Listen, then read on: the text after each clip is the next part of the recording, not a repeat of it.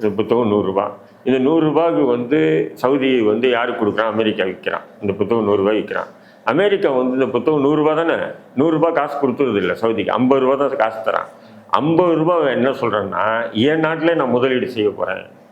உங்கள் நாட்டிலேயே முதலீடு பண்ணிடுறேன். அவன் நாட்டிலே அமெரிக்காலே முதலீடு பண்ணான். இப்போ இன்னைக்கு கச்சா எண்ணெய் வந்து பார்த்தீங்கன்னா 38 விழுக்காடு கச்சா எண்ணெயை அமெரிக்காவுக்கு ஏற்றுமதி பண்ணுறான். அதில் வரக்கூடிய வருமானத்தில் 50% தான் சவுதிக்கே கொடுக்குறான். 50 விழுக்காடு தான் கொடுக்குறான். 50 விழுக்காடை என் நாட்டில் நீ முதலீடு பண்ண சொல்கிறான். அங்கே முதலீடு பண்ணி அதில் வர லாபத்தை தான் இஸ்ரேலுக்கே கொடுக்குறான். புரியுதுங்களா? அவங்க யார்? அமெரிக்காவுடைய சூழ்ச்சிகள் சொல்கிறாங்க. அப்போ அதேமாதிரி கத்தார், அங்கே இருக்கக்கூடிய எல்லா குவைத்து யாருமே சரி இன்னைக்கு வந்து என் நாட்டில் இருக்கக்கூடிய தினாரோ அல்லது ருப்பியோ அது இதுன்னு சொல்லி கொடுக்கறது இல்லை. எல்லாம் அமெரிக்கா டாலர் அடிப்படையில் தான் வாங்குறேன். அமெரிக்கா டாலர் தான் அங்கே கணக்கு.